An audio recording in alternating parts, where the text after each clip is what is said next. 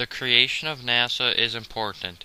It allowed the U.S. to enter the space race after the USSR launched the first satellite.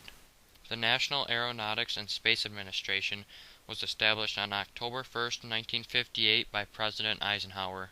NASA created 3 new facilities to meet the demands of the Lunar Landing Program. The Launch Operations Center, renamed John F. Kennedy Space Center, assembled all Saturn and Apollo rockets. The Manned Spacecraft Center, renamed the Lyndon B. Johnson Space Center, used to design the Apollo space and launch platform for the lunar lander, also became the home for mission control and astronauts. In 1961, NASA created Mississippi Test Facility, renamed the John C. Stennis Space Center. Saturn rockets were tested here. The first successful U.S. satellite was Explorer 1. It was launched into Earth orbit on January 30th, 1958 at Cape Canaveral, Florida, 4 months after Russia orbited Sputnik. The 18-pound satellite had a cylindrical shape and was 80 inches long and 6 inches in diameter. Explorer's one small package of instruments produced the first major discovery of the space age, the Van Allen radiation belt surrounding the Earth. The International Space Station has allowed many people to live in space. The first piece of the International Space Station was launched in 1998. After that, 2 more pieces were added. The first crew arrived in October of 2000, and over time more pieces have been added, and it was finally finished in 2011. The space station is big as a 5-bedroom house. It has 2 bathrooms, a gym, and a big bay window. It weighs almost 1 million pounds.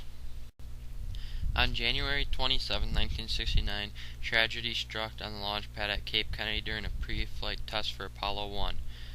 This was the first Apollo mission, and during testing a flash fire happened and all 3 astronauts died. In October 1968, Apollo 7, the first manned Apollo mission, orbited Earth and successfully tested many of the sophisticated systems needed to conduct the moon journey and landing.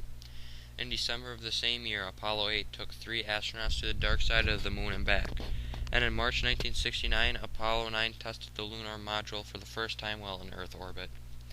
That May, the 3 astronauts of Apollo 10 took the first complete Apollo spacecraft around the moon in a dry run for a scheduled July landing mission.